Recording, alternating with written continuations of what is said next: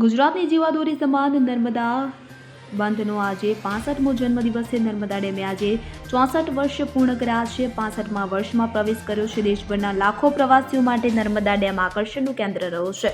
Narmada dam ખાતે મોટી સંખ્યામાં પ્રવાસીઓ ઉમટ્યા હતા અને નર્મદા ડેમ 65 વર્ષનો થતા પ્રવાસીઓએ નર્મદા ડેમને હેપી બર્થડે કહીને જન્મદિવસની શુભેચ્છા પાઠવી હતી. અનેક વિશિષ્ટતાઓથી ભરેલો નર્મદા બંધ વિશ્વનો બીજા નંબરનો કોન્ક્રીટ ગ્રેવિટી ડેમ ગણાય છે. નર્મદા ડેમ ઊંચાઈની દ્રષ્ટિએ ભારતમાં ત્રીજા ક્રમનો ડેમ છે. 40,000 ક્યુસેક વહન ક્ષમતા ધરાવતી વિશ્વની સૌથી મોટી પાકી અને 458 કિલોમીટરની વિશ્વની સૌથી લાંબી નહેર ગણાય છે. એક જમાનામાં ગુજરાતમાં દુષ્કાળના ડાકલા વાગતા હતા, ત્યારે ગુજરાતને નંદનવન સમી બનાવવા 65 વર્ષ પહેલા નર્મદા નદી ઉપર ડેમ બનાવવાનો વિચાર જન્મ્યો અને ગુજરાતની જીવાદોરી સમાન નર્મદા ડેમનું ખાતમુહૂર્ત 5મી એપ્રિલ 1960ના રોજ ભારતના પ્રથમ પ્રધાન પંડિત નહેરુએ ખાતમુહૂર્ત કર્યું. નર્મદા ડેમ કે જે 65 વર્ષનો થઈ ગયો છે.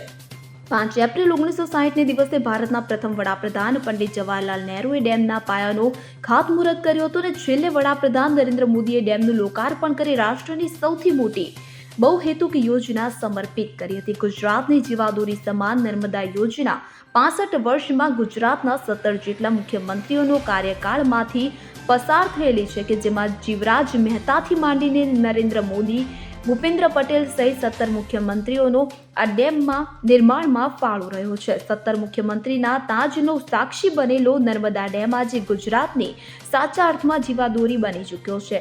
તે ઉપરાંત નર્મદા ડેમ સ્થળે 200 મેગાવોટના 6 યુનિટ દ્વારા 1250 મેગાવોટ અને 50 મેગાવોટના 5 યુનિટના 250 મેગાવોટ મળી કુલ 1450 મેગાવોટ વીજ ઉત્પાદન થઈ રહ્યું છે, જેના દ્વારા ગુજરાત, મહારાષ્ટ્ર અને મધ્યપ્રદેશને અનુક્રમે 16%, 27% અને 57% વીજળી મળી રહી છે. કરોડોનું વીજ ઉત્પાદન એ નર્મદા ડેમનું સૌથી મોટું સાહસ અને નજરાણું ગણાય છે. અત્રે ઉલ્લેખનીય છે કે વિશ્વની સૌથી લાંબી 458 કિલોમીટરની કેનાલ પણ નર્મદા ડેમની જ છે કે જેના દ્વારા ગુજરાતના 4000 ગામડાઓની સિંચાઈનો લાભ મળી રહ્યો છે અને 10,000 ગામડાઓની પીવાના પાણીનો લાભ મળે છે. રાજ્યના 33 જિલ્લાઓમાં 19 લાખ હેક્ટરમાં સિંચાઈ માટે નર્મદાના નીર પહોંચી રહ્યા છે કે જેને કારણે ગુજરાત અને દેશના કૃષિ ઉત્પાદનમાં વધારો થઈ રહ્યો છે. ચોમાસામાં ડેમ ઓવરફ્લોનો અદ્ભુત નજારો લાખો પ્રવાસીઓ માટે આકર્ષણનું કેન્દ્ર બન્યો છે. સાચા અર્થમાં નર્મદા ડેમ ગુજરાતની જીવાદોરી બની ગઈ છે. ગુજરાત માટે કંઈ ઓછા આનંદની વાત નથી. આજે નર્મદા ડેમ નો હેપી બર્થડે છે. નર્મદા ડેમ આજે 65 વર્ષનો થયો છે.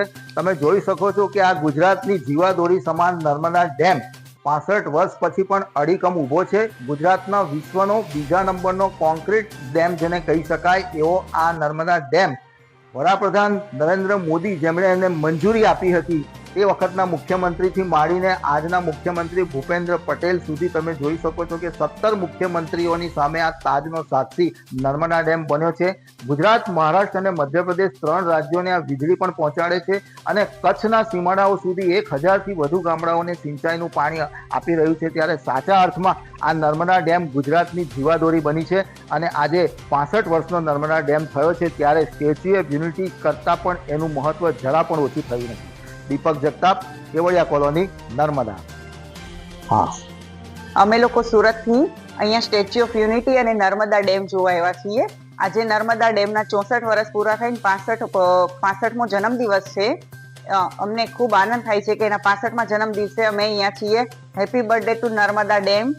અને અહીંયાથી આપણે કચ્છ સુધી પાણી પહોંચાડવામાં આવે છે. એ તો બહુ આનંદ થાય છે કે જે આપણી જીવાદોરી છે એ ત્યારે રહી ચૂકેલા વડાપ્રધાન મોદીએ મંજૂરી આપેલી હતી. આજે એના કારણે ગુજરાત નંદનવન બનેલું છે. એના કારણે ગુજરાતમાં કોઈ પણ પ્રકારનો દુકાળ નહીં પડી શકે. ખાસ કરીને ચોમાસામાં ઓવરફ્લો થાય છે ત્યારે પ્રવાસીનું આકર્ષણ વધારે રહે છે. જોવાનો આનંદ પણ અલગ હોય છે. સ્ટેચ્યુ ઓફ યુનિટીનું જેટલું જ મહત્વ છે એટલું નર્મદા ડેમનું મહત્વ છે. જે નર્મદા ડેમ છે એ આપણી જીવાદોરી છે. એનાથી લોકોનું ભરણ પોષણ ને બધું થાય છે. 3 રાજ્યોને વીજળી પણ મળે છે, ગુજરાત, મહારાષ્ટ્ર અને મધ્યપ્રદેશને. નર્મદા ડેમનું મહત્વ થોડું પણ ઓછું નથી થયું એ કહેતા મને બહુ આનંદ આવે છે. તમારું નામ? મારું નામ અંકિતા સાવજ. ક્યાંથી આવો છો? અમે સુરતથી આવીએ છીએ. જ્યોતિ જગતાપ સાથે સીએન 24 ન્યૂઝ, રાજપીપળા. હવે જુઓ દેશ દુનિયાની તમામ ખબરો તમારી આંગળીના ટેરવે. ઉઠાવો મોબાઈલ અને ગૂગલ પ્લે સ્ટોર પરથી ડાઉનલોડ કરો અમારી CN24 ન્યૂઝ મોબાઈલ એપ.